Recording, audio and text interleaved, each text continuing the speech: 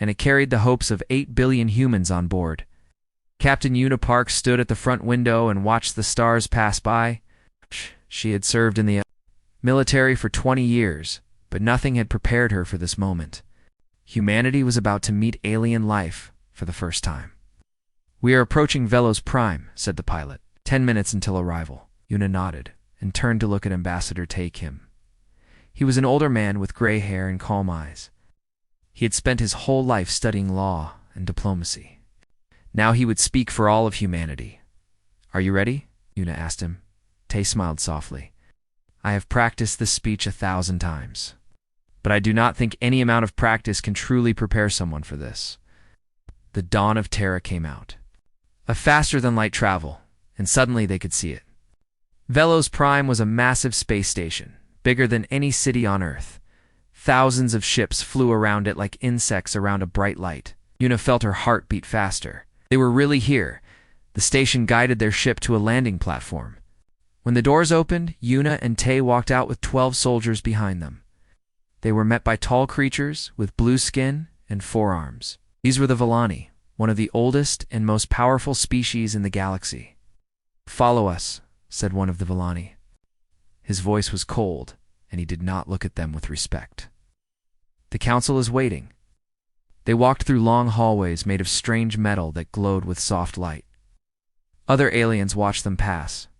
Some had scales, some had fur. Some looked like nothing Una had ever imagined. All of them stared at the humans like they were looking at small animals in a cage. The council chamber was enormous. 42 different species sat in a circle around a central platform. At the highest seat sat Lord Morath, the High Speaker of the council. He was Villani, with dark blue skin and golden symbols painted on his face. His forearms rested on his chair as he looked down at the humans with bored eyes. Morath said, "These are the humans we have heard about. The new species that just discovered how to travel between stars." He made a sound that might have been laughter. How cute. Several aliens in the chamber laughed with him. Tae stepped forward onto the central platform. He stood straight and spoke clearly. "High Speaker Morath, honored members of the Galactic Council, I am Ambassador Tae Kim, and I speak for the people of Earth. We come to you in peace. We ask only for friendship, fair trade, and mutual respect between our peoples." Morath leaned forward slightly. "Mutual respect. Your species controls one small solar system. You have existed for barely a moment in galactic time. What could you possibly offer us?" "We offer our friendship," Tae said. "We offer our creativity, our determination, your determination?" A voice cut through the chamber. Oh. It belonged to Commander Dreth, a Villani military officer who sat near the High Speaker. He stood up and pointed at the humans. "Look at them. Soft skin, weak bodies, no claws, no armor, no natural weapons. They are prey animals who learned to build ships. Nothing more." More laughter filled the chamber. Dreth walked down toward the platform, his forearms crossed over his chest. He stopped right in front of Tae and looked down at him. Dreth was almost 3 meters tall. Tae did not step back. "I think," Dreth said loudly so everyone could hear, "that we should simply take their planet now. The resources would be useful. And it would save us the trouble of dealing with them later when they inevitably become a problem." Una's hand moved toward her weapon, but Tae raised his hand to stop her. He looked up at Dreth with steady eyes. "Commander," Tae said, his voice calm but firm. "I will say this only once, so please listen carefully. We did not come here to beg. We came to offer peace. If you refuse it, if you choose violence against our people, then you must understand something about humans." The chamber grew quiet. Something in Tae's voice made even Morath pay attention. "We do not forget," Tae continued. "We do not forgive. And we never, ever stop. You may think we are weak because we are small. You may think we will break because we are soft. But I promise you this. If you harm our people, we will spend every year, every generation, every century hunting down those responsible. Not out of anger, out of duty. That is who we are." For a moment, There was silence. Then Dreth laughed. It was a loud, harsh sound. Soon the whole chamber was laughing. Morith wiped his eyes with one of his hands. "What a wonderful speech," Morith said. "Truly entertaining. Guards, escort these creatures back to their ship. The Council has decided. Humanity is too primitive for membership. Perhaps in 1,000 years, if they still exist, they may try again." Yuna and Tay were pushed out of the chamber. The laughter followed them all the way back to their ship. 3 days later, Yuna was woken by alarms, "Captain." The pilot shouted, "Villani warships. They are attacking our colonies." Yuna ran to the command center. On the screens, she saw fire and death. The outer colonies of humanities, mall stations where families lived and worked, were being destroyed. Villani warships fired without mercy. Buildings exploded. Ships trying to escape were shot down. "How many?" Yuna whispered. "All 12 outer colonies," the pilot said, his voice shaking. 12 million people, Captain. They are all gone." Yuna felt something cold settle in her chest. She thought of Tay's words to the Council. She thought of the promise he had made. Beside her, Ambassador Tay stood watching the destruction with tears running down his face. But his eyes were not filled with despair. They were filled with something harder, something patient. "They made their choice," Tay said quietly. "Now they will learn what it means." The Dawn of Terra turned away from the burning colonies and flew into the darkness of space. Behind them, 12 million humans had died in a single night. But humanity was not finished. They were just beginning, and they would never forget.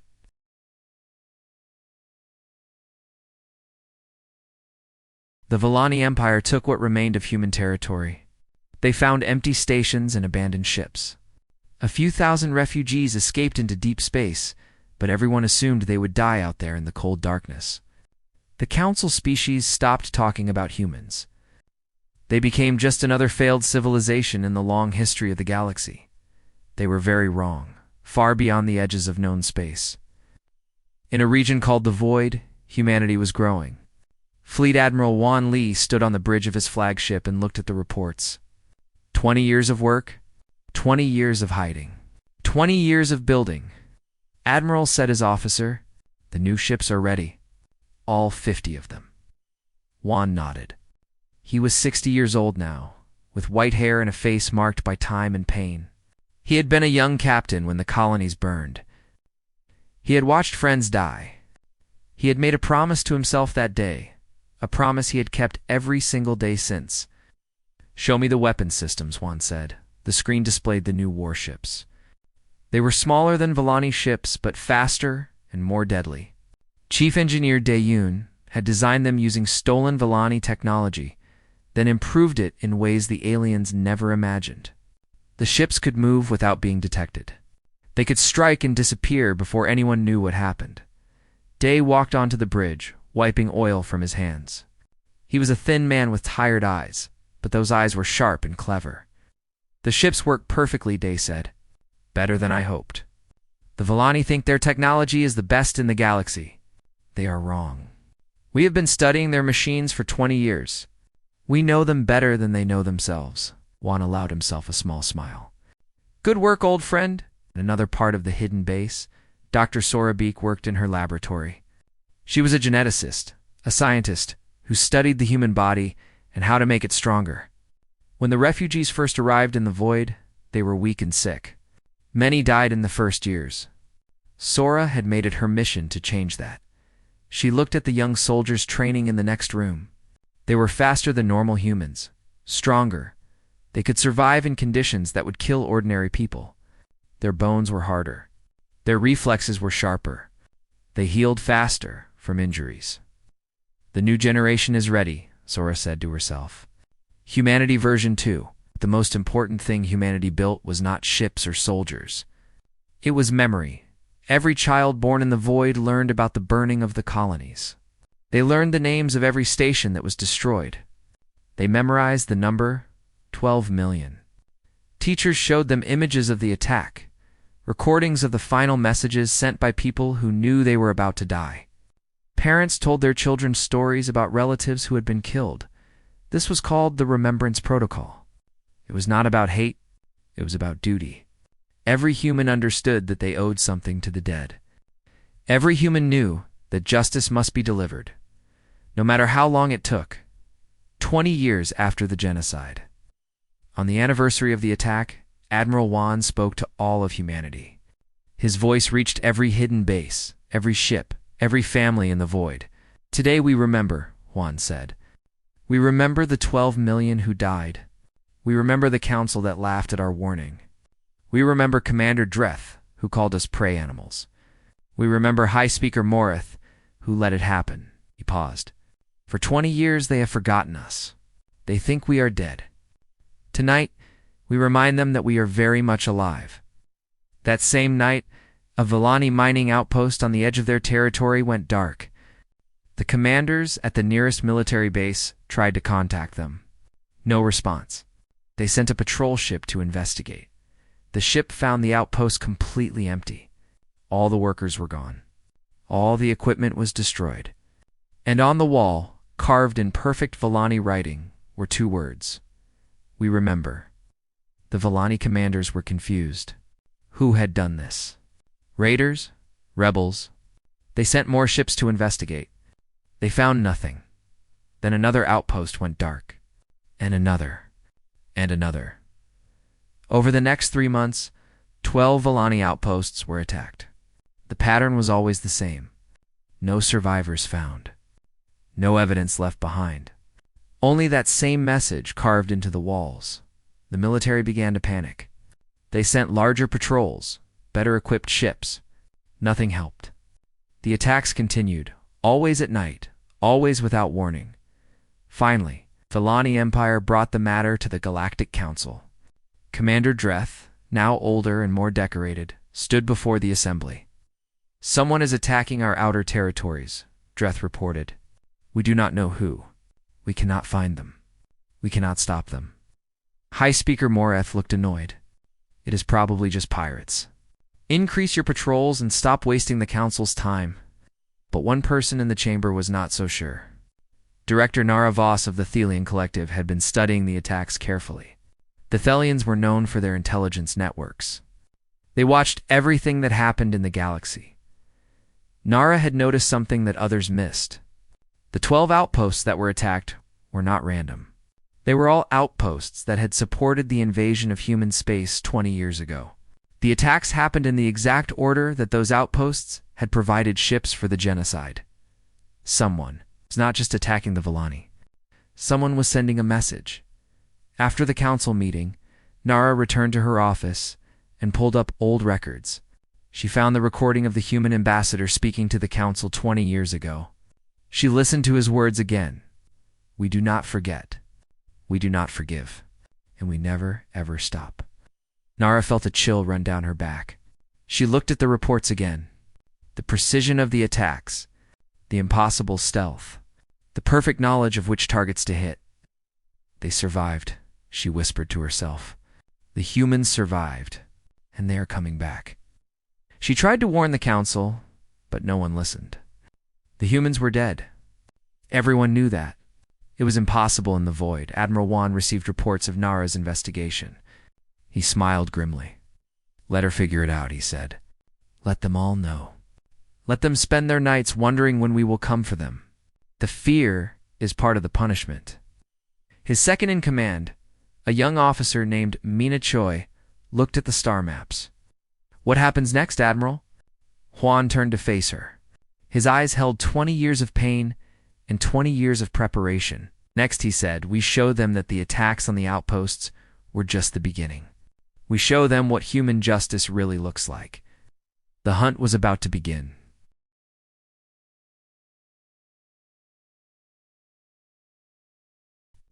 Surrounded by walls of thick metal and protected by 300 of the best soldiers in the Villani Empire. He had lived there for 15 years, ever since he became a war hero for leading the attack on the human colonies. Every night, he slept in complete safety, knowing that no enemy could ever reach him. On the night everything changed, Dreth was having dinner with his officers. They ate well and drank strong wine. They talked about the strange attacks on the outer outposts and laughed about the rumors. Some people think it is the humans, one officer joked. Can you imagine? Those weak little creatures somehow survived, and now they want revenge. Dreth laughed loudest of all. The humans are dead. I killed them myself. Every last one of them burned in their pathetic stations. They were nothing. They are nothing, he raised his glass. To victory over the prey animals, his officers cheered and drank. That night, Dreth went to bed as usual. His guards stood at every door. Security cameras watched every hallway. Nothing could get inside without being seen. In the morning, the fortress was silent. A supply ship arrived at noon and found no one waiting at the gate. The pilot contacted military command. A response team was sent. When they forced open the doors, they found something that would haunt them forever. 300 soldiers lay dead throughout the fortress. None of them had fired a weapon. None of them had raised an alarm. They had been killed so quietly and so quickly that no one even knew an attack was happening. The security footage showed nothing. The cameras had been disabled. Commander Dreth was found in his bedroom. He was sitting in a chair, his eyes still open. On his chest was pinned a photograph. It was a picture of a human colony, the first one he had ordered destroyed 20 years ago. On the back of the photograph was written a name, Colony 7. Population, 847,000. The news spread across the galaxy within hours. The great war hero, the killer of humans, was dead. Someone had walked through an army of guards and killed him without making a sound. Then came the broadcast. Every screen in the galaxy lit up at the same moment. The face of a young human woman appeared. She had dark hair, sharp eyes, and a scar across her left cheek. She wore a simple military uniform. "My name is Major Jin Park," she said. "My mother was Captain Una Park. She died defending refugees during your attack on our colonies. I was 7 years old." The woman paused, letting her words sink in. "For 20 years you believed we were dead. You were wrong. We survived. We rebuilt. And now we have returned." Jin's voice was calm but cold. Commander Dreth laughed when our ambassador warned him. He called us prey animals. He killed 12 million of our people. Last night, I walked into his fortress and ended his life. It took me 15 years to prepare for that moment. I would have waited 50 years if necessary. Jin looked directly into the camera. This is not terrorism. This is not revenge. This is accountability. Every officer who gave orders during the genocide, every soldier who fired weapons at our civilians, every politician who voted for our destruction, we have your names. All of them. We have been collecting evidence for 20 years. You will face justice. Not today. Not tomorrow. But someday. We are patient. We have time. She held up a small device. This is our list. Right now it contains 2,347 names. Commander Dreth was the first. Hi, Speaker Morith. If you are watching, you should know your name is on this list too. Enjoy your remaining time. The broadcast ended. The Galactic Council called an emergency meeting. Every species sent their leaders. Fear filled the great chamber like smoke. High Speaker Moroth stood at his podium, trying to look confident. "This is unacceptable," he declared. "These humans are terrorists. They must be found and destroyed immediately. I call for a united military response from all Council species." But the chamber was not as united as before. Representatives whispered to each other. Some looked at the Villani with new eyes. A representative from the Korath clan stood up. The Korath were a warrior species who respected strength and honor. The humans killed a military commander who participated in genocide, the Korath said. They did not attack civilians.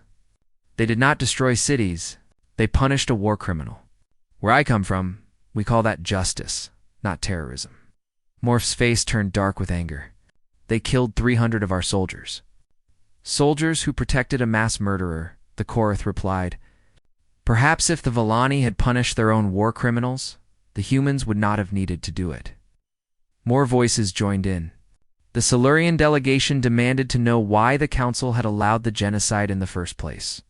The Thelian director, Nara Voss, asked how many other species the Villani had secretly destroyed. The alliance was beginning to crack. Meanwhile, in the void, Admiral Huan Li watched the council meeting through stolen broadcasts. Mina Choi stood beside him, now promoted to his chief diplomatic officer. "They are fighting among themselves," Mina observed. "Just like you predicted." Huan nodded. "The Villani built their empire through fear.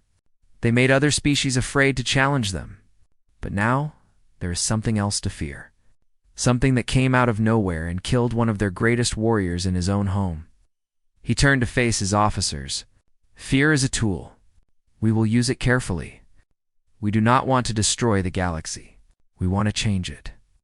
Major Jin Park entered the command center. She had returned from her mission only hours ago.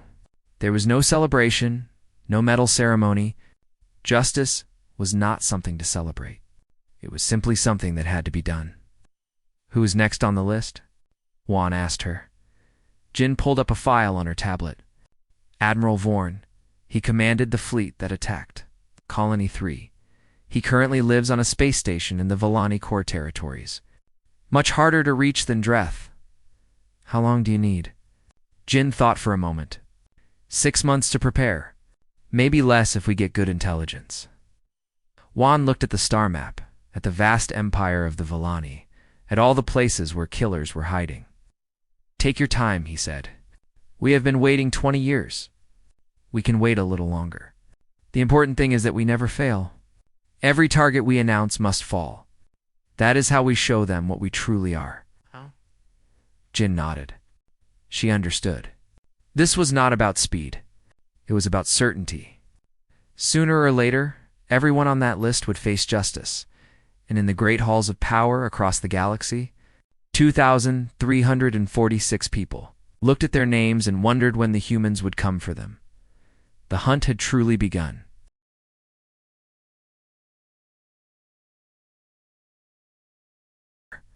The humans never attacked with large fleets. They never invaded planets. They simply appeared out of nowhere, completed their mission, and disappeared. Every few weeks, another name was crossed off the list. Military commanders, politicians, admirals, generals. One by one, they fell. The Villani Empire tried everything to stop them. They increased security. They built better detection systems. They moved their leaders to secret locations. Nothing worked. The humans always found them. The humans always got through. Admiral Wan Li commanded the operation from a ship that never stayed in the same place twice. He studied every mission carefully. He planned every attack personally. His rule was simple: only military targets, only people responsible for the genocide. No civilian deaths, no unnecessary destruction. "We are not like them," Wan told his officers. "We do not kill innocent people. That is what separates justice from murder." This restraint confused the galaxy. The Villani called the humans monsters and terrorists, but the humans never attacked markets or schools or hospitals. They never bombed cities. They only killed people who had blood on their hands. Some species began to question. The Villani story, director Nara Voss of the Thelian Collective made a secret decision. She traveled to a neutral station on the edge of known space. There, in a small room with no windows, she met Ambassador Mina Choi. Mina was older now, with gray streaks in her black hair. She had spent years building secret connections with other species. Many people in the galaxy were tired of Villani rule. They just needed a reason to act. "I am taking a great risk by meeting you," Nara said. "If the Villani learn about this, they will destroy my people." Mina nodded. "We appreciate your courage. What do you want to discuss?" "I want to make a deal." Nara placed a data chip on the table. This contains the locations of every Villani military base in the outer sectors. It also has schedules for their patrol ships and codes for their communication systems. Mina looked at the chip, but did not touch it. "And what do you want in return?" "2 things. First, promise that you will never target Thelian citizens." "We had nothing to do with the genocide." "We know," Mina said. "We have studied the records. The Thelian Collective voted against the attack on human space. Your names are not on our list." Nara relaxed slightly. "Good. The second thing is more difficult. I want the Thelian Collective to be exempt from punishment when you finally win this war. And I want favorable trade agreements with humanity in the future. Mina considered this. We can agree to those terms, but we need something more from you. Something public. What do you mean? The Galactic Council has spent 25 years pretending the genocide never happened. We need species to acknowledge the truth. We need the Thalians to publicly state that the attack on human space was a crime against all sentient life. Nara was quiet for a long moment. This would make the Thelians enemies of the Villani. There would be no going back. I understand, she finally said. Give me time to prepare my government. When the moment is right, we will speak the truth. They shook hands. It was the first of many secret meetings. Over the next 2 years, more species made deals with humanity. The Korath clans offered warriors proud fighters who believed in honor and wanted nothing to do with the Villani's shameful war. The Silurian engineers offered access to their shipyards. Even some Villani citizens defected when they learned the full truth about what their empire had done. The Galactic Council was falling apart. Every meeting became a fight. Species that had once supported the Villani now refused to send ships or soldiers to help them. High Speaker Morath watched his power crumble. He was old now, his blue skin faded to gray. He had ruled the council for 60 years, but he had never faced anything like this. An enemy he could not find. An enemy he could not fight. An enemy that turned his allies against him with nothing more than truth and patience in desperation. Morath made a terrible decision. He called his most loyal admirals to a secret meeting. Only 12 people attended. No records were kept. The humans are hiding somewhere in the void regions, Morath said. We cannot find their bases. We cannot track their ships. But we know they are out there, and we know they have been getting help from other species. He activated a star map showing the sectors near the void. I am ordering a final solution. We will destroy every planet, every station, every ship in those sectors. If we cannot find the humans, we will burn everything until they have nowhere left to hide. Any species helping them will be burned as well. The admirals were shocked. High Speaker, that would mean killing billions of innocent people. Entire civilizations. I do not care, Morath hissed. The humans must be destroyed. Whatever the cost, he gave the order. 3,000 warships began gathering for the largest military operation in galactic history. But Morath made one mistake. One of the admirals in that secret meeting did not agree with the plan. His name was Admiral Yell, and he had a daughter who lived on one of the planets marked for destruction. That night, he copied the secret orders onto a data chip and smuggled it out of Villani's space. The chip reached Admiral Wan Li 3 days later. Wan read the orders with a face of stone. 3,000 ships, billions of lives. Morath was willing to burn the galaxy itself to stop humanity. What do we do? Mina asked. We cannot fight 3,000 warships. We have only 200. Wan was quiet for a long time. Then, slowly, he began to smile. It was not a happy smile. It was the smile of a hunter who had finally cornered his prey. We do not need to fight them, Huan said. We let them come to the void. We let them chase ghosts and find nothing. And while they are gone, while their fleet is on the other side of the galaxy, we take everything.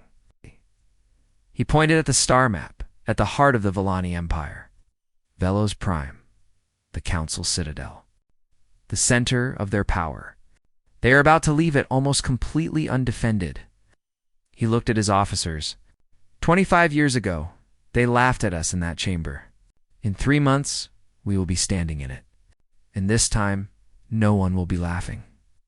The final phase of the war was about to begin.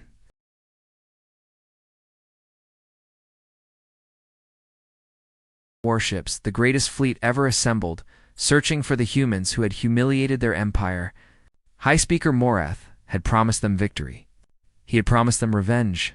They found nothing. The human bases were empty. The stations were abandoned. Ships searched for weeks through the cold darkness and found only rocks and ice and silence. The humans had vanished like smoke.